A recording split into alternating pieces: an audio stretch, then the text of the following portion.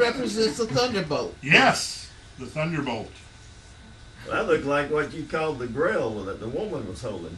Well, there is a similarity, yes.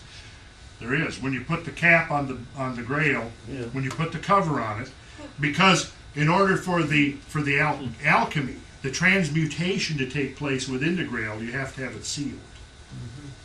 See, so in the Christian mythology, Joseph of Arimathea took the holy blood from Christ, dripping from his wounded side on the cross.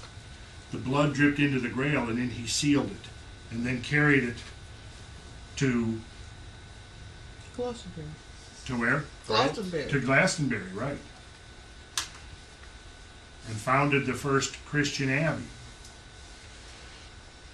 And here's another depiction of a door, Jay. A symbol of cosmic power. That's what this is, a symbol of cosmic power.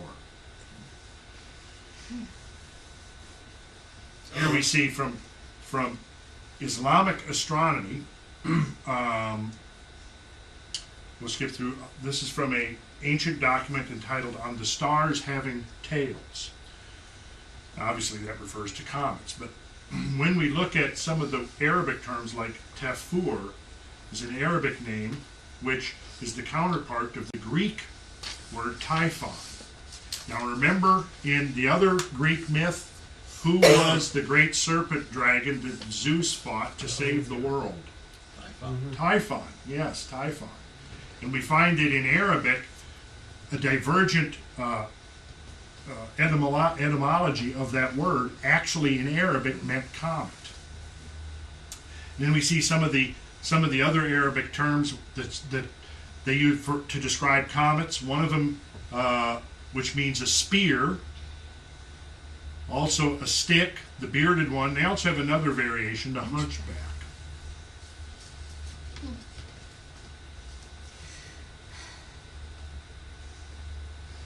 Okay, so we're going to jump past this because we've covered this already in our Halloween. But all of these are depictions from ancient and medieval times of serpents in the sky, which are, this is from a 1667 work, Theatrum Cometicum. And here's another version, showing how the ancient peoples perceived these cosmic events. And then, of course, we have our own Serpent Mound. And Paul, what is it that's unique about Serpent Mound and its geographical location for the people that don't remember? I remember. It's on the edge of the crater. Yeah. Remember that? Here's Serpent Mound. How many of you guys have been to Serpent Mound? Bill has. Bill, you've been to Serpent Mound? I've been there. You've been there? Yeah. So 2 of us, 3 of us. Brad's been there. Jeremy's been there, right? And you've been there? Yes? Okay. This would be a great field trip. We should go up here this summer. Where is it? It's in Ohio. The thing that's cool here is that they have actually, in a sense, recreated the whole landscape because there's a serpent in the landscape. And if you look, see, here's the serpent's mouth open with the egg in it, the cosmic egg, the world egg. And you see the coils of the serpent going here. Now you see this ridge coming out, and if you look carefully, you'll see the viper's head right here, the triangular viper's head. Oh my goodness. Yeah, you see it, don't you? Mm-hmm. Yes. So this is a kind of a scale and variance exercise. You've got the man-made earthworks of the serpent set on the back of the natural serpent, but it goes further than that. See, that natural serpent, which is at the confluence of 2 streams that come in from here to here, as is consistent with all the sacred sites of cosmic power, the geographic positioning associated with either above ground water flow or underground subterranean water flow or both.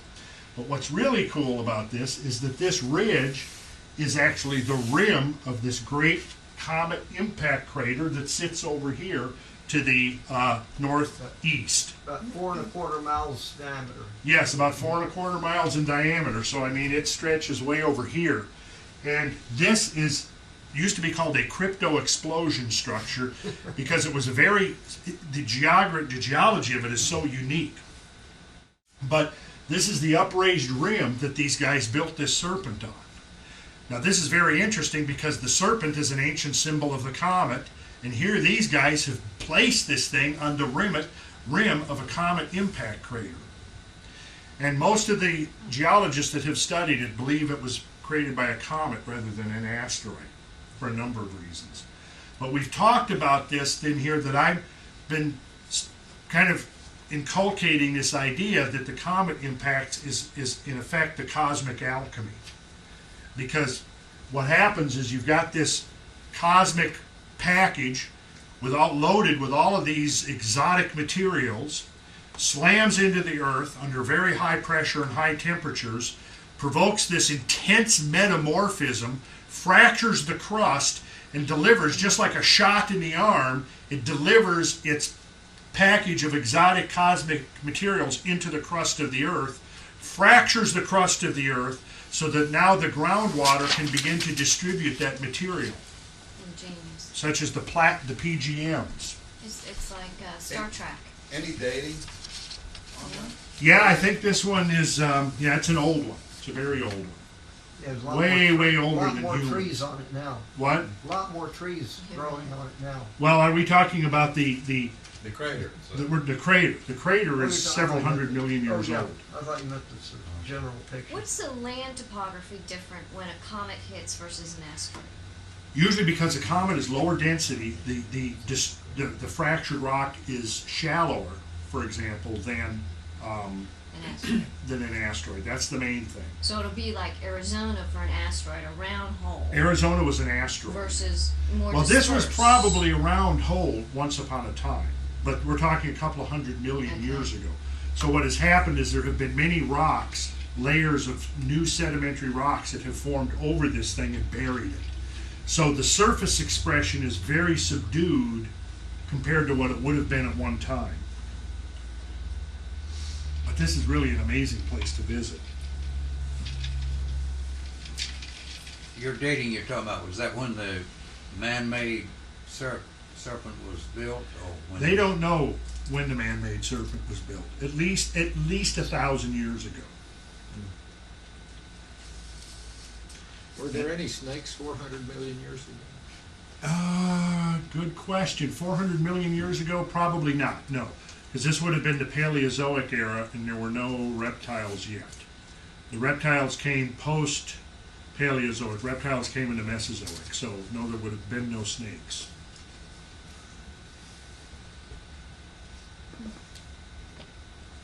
There were trilobites and brachiopods.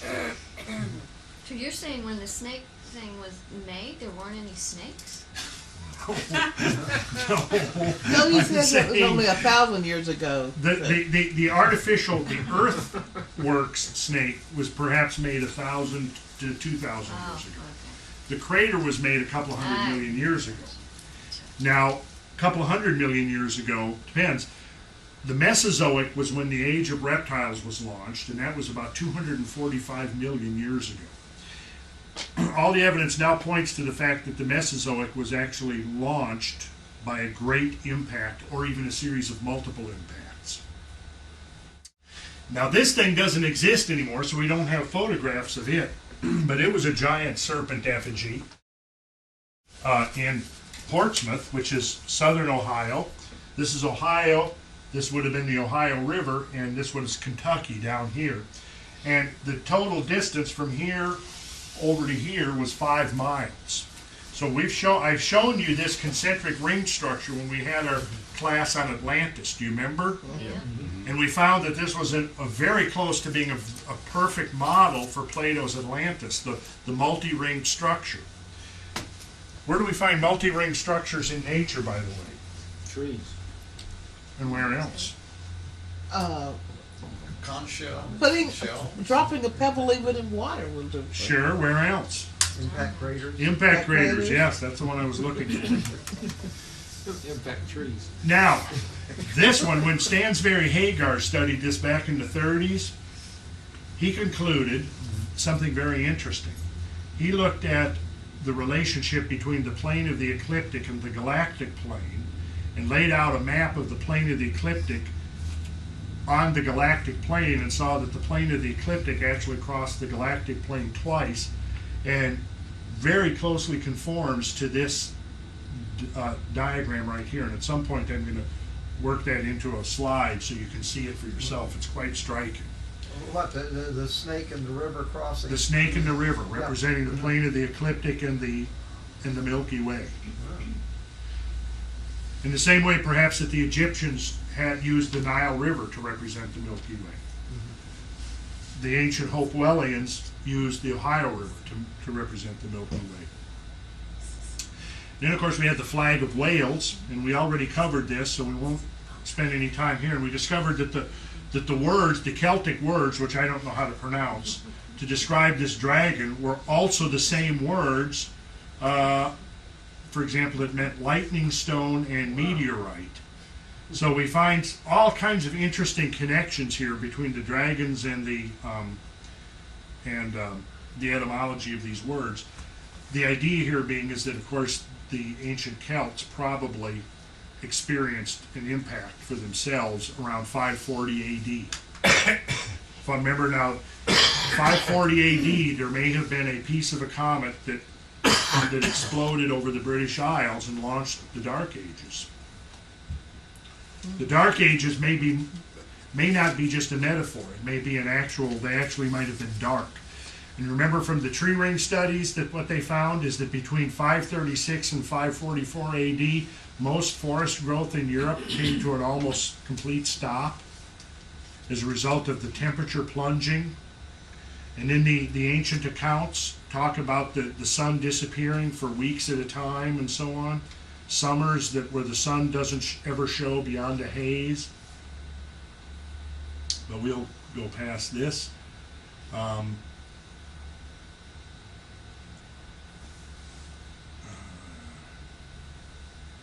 This is talking about how quite frequently, when they began to excavate the ancient Native American mounds, they discovered objects made of meteorite iron in them.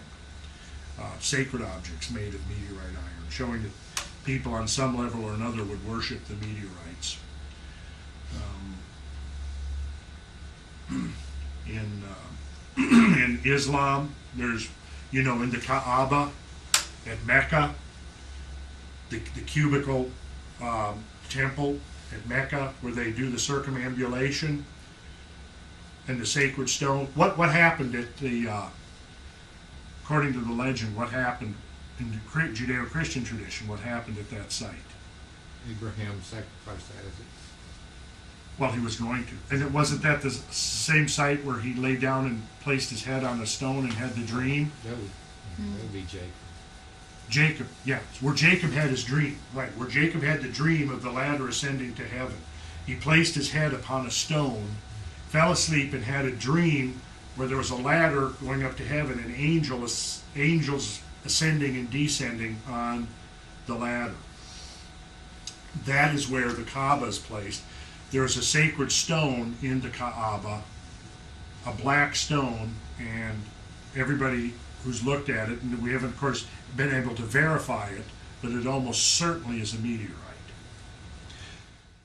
So there's a whole tradition about many meteorites being involved in some of the most fundamental of the sacred traditions of old. Here, and this is talking about the precise circumstances relating to the strange collapse of sub-Roman Britain in the 5th decade of the 5th century AD, and the revival of supposed Arthurian Britain in the century following has been reviewed by several authors. Celestial deities have been recognized in Arthurian legend since the 19th century. The suggestion that the ruin of Britain was caused by an exceptionally violent fireball explosion remains to be proved. Now, this was speculation by these two British astronomers back in 1990, right? In the London Penny magazine of 1834, there occurs the following strange report. In the process of draining the Isle of Axholme in Lincolnshire, evidence has everywhere been found not only of previous vegetation, but that this spot must have been suddenly overwhelmed by some violent convulsion of nature. Great numbers of oak, fir, and other trees were lying 5 feet underground. It was reported that the tree trunks were all aligned northwest, southeast, and had not been dissevered by the axe, but had been burnt asunder near the ground, the ends still presenting a charred surface. The resemblance to the scenes of devastation at the site of 1908 Tunguska impact is striking. And then, of course, they've discovered the trees blown over in New Zealand, as well as trees blown over in various places around the southeast. We haven't talked about that, have we? But we will. I'm going to do a whole presentation on the Carolina Bays coming up soon, because that's in our part of the world, the Carolina Bays are our particular form of connection with the cosmos. Okay, let's just keep going here. So now, when we read Lactantius, who was one of the apocalyptic authors back around the 1st century AD, and he says, "Suddenly a sword shall fall from heaven, that the just may know that the leader of the holy army is about to descend," we perhaps have an inkling of an alternate meaning. A sword from heaven. The holy army is about, what would the holy army be? And Commodian says, "Then shall also be seen a fiery chariot, and a brand streaming through the stars, to forewarn the peoples of the fire." Well, I mean, could it actually be more explicit? I don't. Right. I mean, based upon what you now know, you read this, and its meaning should stand out in bold relief. So what is the Holy Army? The Holy Army? Yeah. The shooting stars, wouldn't it? I would Sure. The shoot. The showers. The pseudo-Johannine apocalypse. Now, these are all apocalyptic traditions that never made it into the Bible. "Then shall fall the stars from heaven. The moon shall be hid, and no light be in it. The light of the sun shall be suppressed. Half of the sea shall fail. Hades shall be disclosed." And from the Apocalypse of Zephaniah, you guys have read that, right? Sure. "On that day it shall come to pass that the Lord shall hear it, and in great wrath the heaven and the earth shall be commanded, and they shall cast forth fire, and the flame shall encompass the earth, 72 ells, and the sinners devour, and the devils like stubble. Angels shall come down from heaven, and fire shall flare up throughout the whole world." Now, I would suggest that what's being described in this apocalyptic literature is memories, racial memories, or collective memories, if not first-hand experience of these kinds of cosmic events. And we'll just keep going here. Okay, now let me jump ahead because we're getting into the Halloween stuff that we've already talked about. We'll spend a little brief time in Samaria.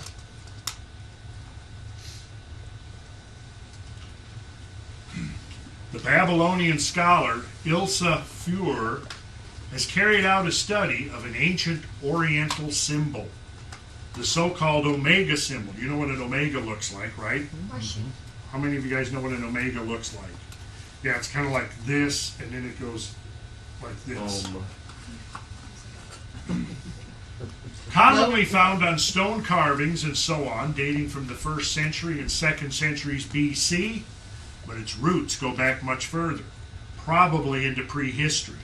Unlike other ancient symbols, the appearance of the Omega symbol changes considerably from one artifact to another. From its appearance and its obvious celestial connections, Fuhrer has deduced that the omega symbols are representations of comets. Yes. Now they see again, this opens up a whole new dimension. The largest, although not the oldest group of relics on which the omega symbol is found are the boundary stones, used to delineate territorial boundaries. Marked on these stones are gods, placed as warnings to indicate that the wrath of the gods would descend on the trespasser. The omega symbol is also found on coffin lids, presumably as supplications to the gods, in the company of other sky god symbols. It is found on cylinder seals, where kinship between a king on earth and a cometary deity seems to be represented. And it is found also on big limestone blocks from the Anu Adad temple in Assur, which can be dated to between 1200 and 1300 BC. Now, let me depart for just a second here and say that there's also mounting evidence of a cosmic encounter around 12 to 1300 BC. Here it is found in the company of the swastika.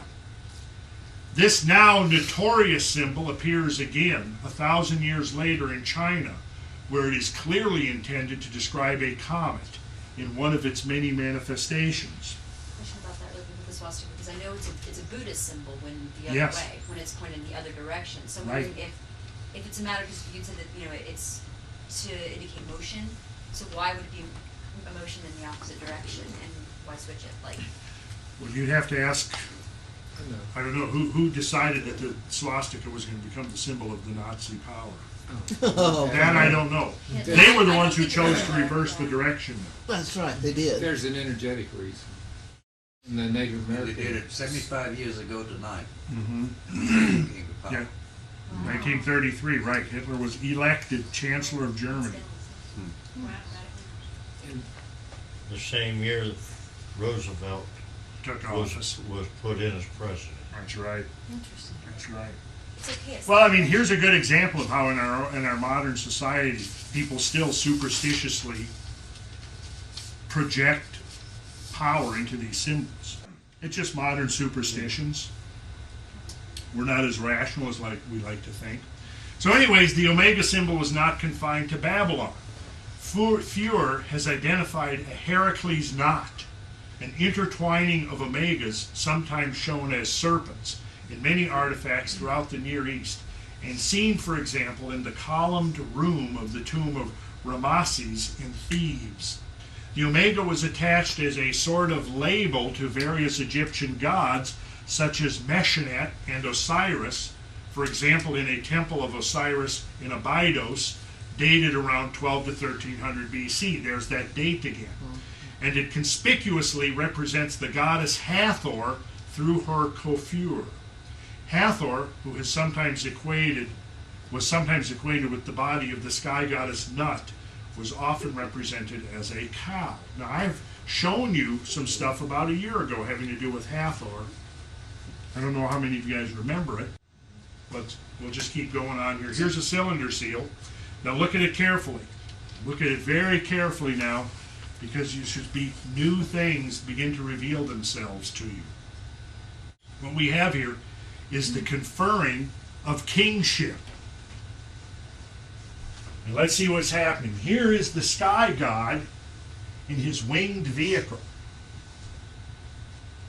And here we see the kings who are deriving their royal power from the sky god by means of these what appear to be ropes coming down. They're also attended by two winged deities that have the heads of eagles. Again, a symbol of cosmic power. Now, and then in the center we see a tree-like thing with branches.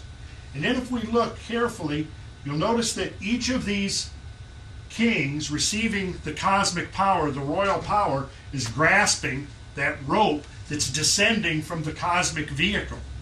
And then if we look at the ends of the ropes, what do we see? Omegas. There's the omega symbol.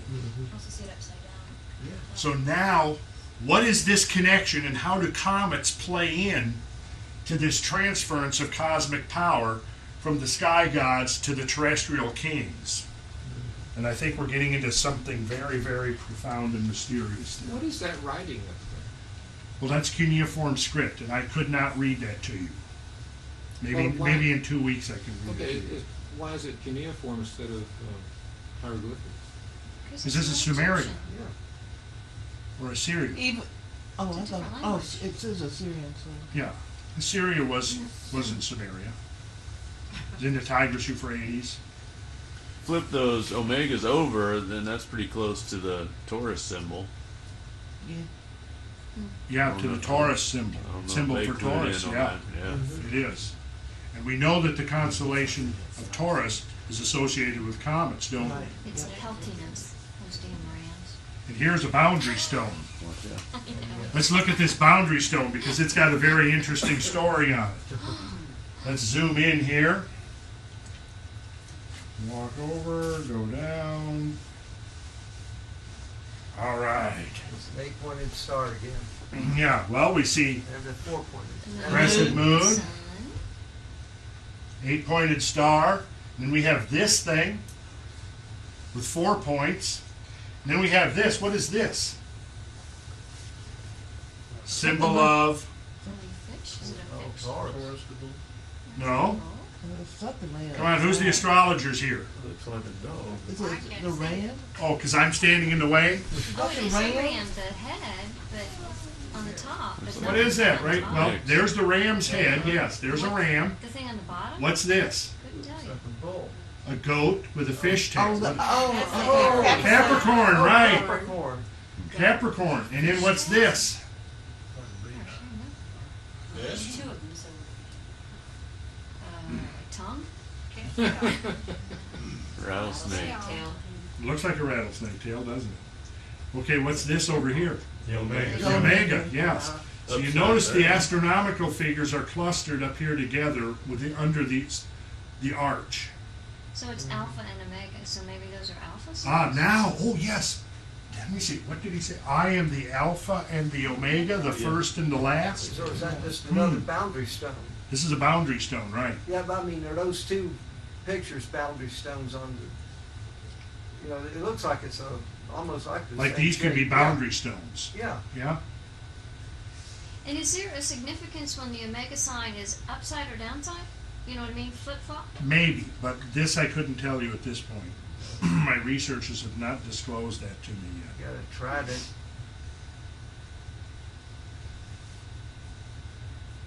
Yeah, you see, Gotta be as well. we see winged lions.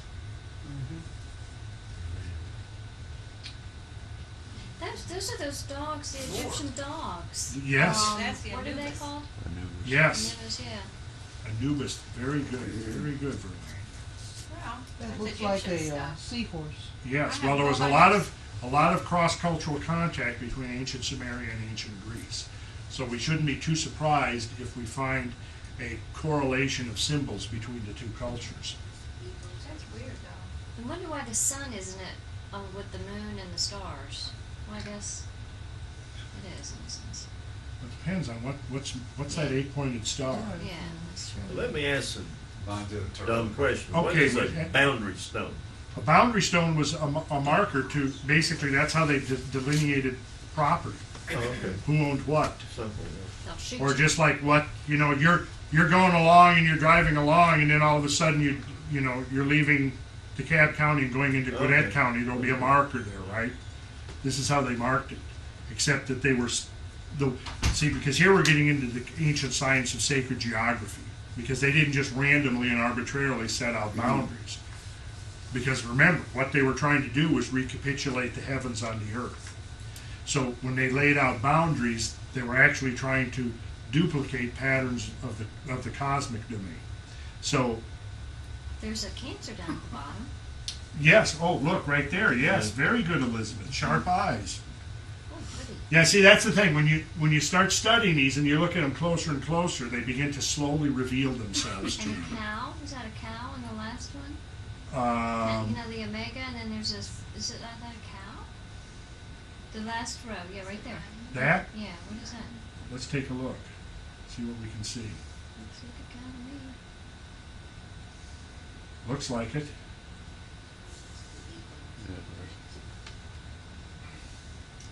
And then You something's sure that's not a golden. scorpion? That's a scorpion. That's yeah. a Yeah, Scorpio. Scorpio. This scorpion, Scorpio. yes. Yeah, with the And tail. then this appears to be some kind of a dragon. Doesn't that look like a Yeah. dragon's head? Yeah. Some kind of a serpent? Right. What's that thing on the left? This thing? Yeah. I don't know, Bill.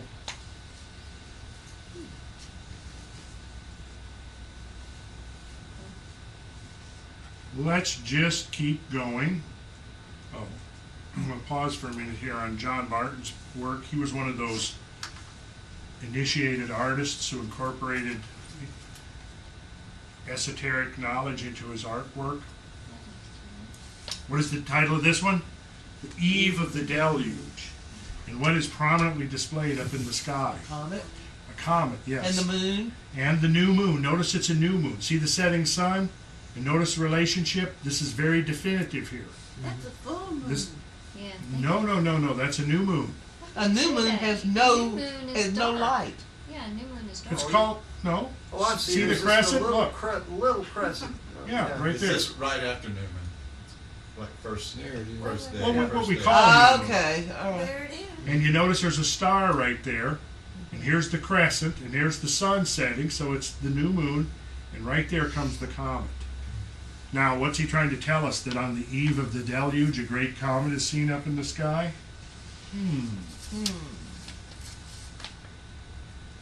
Another painting by John Martin. And this is interesting. If we zoom in and look at some of this a little closer, we can see. Hell. Let's see, it's back up. Oh, bodies. Oh. And was he successful, this John Martin? Would Yeah. you say? I mean, do people get this, or they just like it because it's a pretty color? You know what I mean? Well, you Do know, they get it? this painting here has not been. I mean, I mean, how many people have seen this before? You've seen it here. Probably nobody, right? But now look closely at this whole thing. What's going on here? Do you see this? Well, this looks like Sharp-eyed Elizabeth. They look like Oh, it's, faces. it's I mean, upturning of land. Yeah, it's this land. upturning, and actually, those are buildings. Oh, sideways. Yeah. Yes. And look up here. Yeah, the thunderbolt. the thunder. Yes.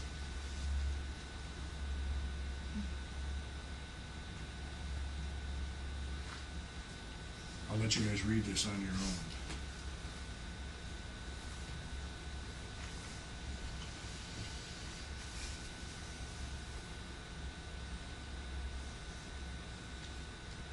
Bibliophile, that's it.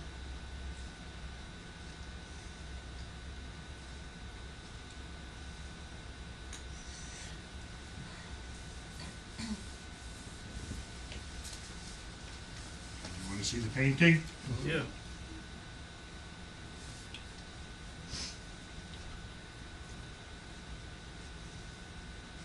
Let's take a look, because it's all here, folks. Okay, There's the lion. what's this right here? Comet. There's your comet, There's Leo. and yes, Leo here's the goes over ecliptic. to August. Leo, exactly. Here's the serpent, and then of course we see the chariot. So he's giving us a lot of information here. Remember the Leonids? And the, One of the great meteor showers of ancient times was the Leonids. the animal on the left there, is that a horse, or what is that? What is that Left picture? bottom. Upside Here? down. Yeah. Yeah. Well, these are the chariot. these are the That's the steeds. chariot. See, Okay. here's Phaeton in the chariot that's falling to earth. So this idea of the fall to earth, falling to earth. Remember that? Remember, wasn't Lucifer the one that fell to earth? Right? Ah, Finally. Brian, you know what that is, right? The Great Cross of Ande. This is the base of this, and we're going to be talking a lot more about that, but not tonight. And a few more paintings to look at. Now we see St. George slaying the dragon and protecting the maiden. Very common recurring motif. And here's Gustave Moreau's version of that. Once again, we see the maiden being protected up here. This whole idea of the knight slaying the dragon to protect the fair maiden takes on a whole new dimension of meaning within the context of what we have been talking about. So the maiden is actually the earth, would you say? That's what I would say we could. Okay. Although, what about the French? There's mer is water, or it's like the ocean or sea, but it's also mother. Yes. So yeah, right. Maybe all the water will evaporate when something hits, so they're protecting your water source. Where did it go? I was going to zoom past a quote. I want to go back to it. In many ancient civilizations, the inclination of the sun's and the planet's path with respect to the planes in which the fixed stars diurnally revolve was taken as prima facie evidence of some earlier celestial disaster, much as we take a broken windshield on an automobile as evidence of some prior accident. Now, it's not clear, but what he's referring to there is the angle of the tilt of the Earth on its axis. And what is that tilt, Brian? The obliquity of the Earth's axis. Yes. What is it?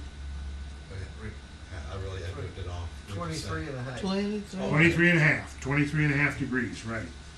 Now, let's jump ahead to Eon, the Mithraic god of cosmic time. And let's look at this guy. Take a good closer look at him. Because this guy is really cool. All right, now, What is he holding on the he's other- holding a key. That's a key. It's a Oh, key. yeah. He's holding a key in his hand. Okay. A key, yes. Clouds. And, Remote of course, his head is what? What animal? lamp. A lion. And what's wrapped around his body? A snake. Oh, A it serpent. Serpent. And what was does he stand upon? Yes, Earth. earth. And it's divided into the fourfold circle, which represents what? 4 elements. The four elements, the four directions, and the four ages. The And four the four ages. seasons. Sure. But in the context of our meaning here, the It's the four four. ages. Now look at, Oh, he's got the skiff. And so he's got the lion, so Sickle. Is that a sickle or is that? Yeah, Skip. it looks like it is. It just got cut off. Yeah, it's just on the very top. You can see a little bit of curve on it. Yeah. Or is that? But it might be an indentation. yes, that holds it the does whole- look like a sickle, doesn't it? Yeah. oh, Why does he have wings Well, on there his head? are seals from Mesopotamia that people think The winged serpent. representing Venus on the tip of the staff. and if you look very closely, it's hard to distinguish. That's why I was going to zoom in. But you see, here's the serpent's head. Oh, yeah. right there. He is. Oh, that's cool. That's like Egypt. Yeah, so here's the serpent's Oh. tail. So it comes down at lines 1, 2, 3, 4, 5. And then it comes out of the head. So notice that the serpent's head is coming out of the lion. That also correlates to the Kundalini and the chakras and enlightenment if you can get the energy up to that space. Oh. That's right. That is really cool. Yeah, this is from Mithraism. If you want to get to the Mayans. We're almost there. Paul, you gotta do that sooner. Oh. Okay, take a look at this. The staff he holds is at 23 and a half degrees. There you go. So when you begin to really examine these ancient symbols and effigies and so forth in greater depth, they begin to yield up all kinds of interesting meanings.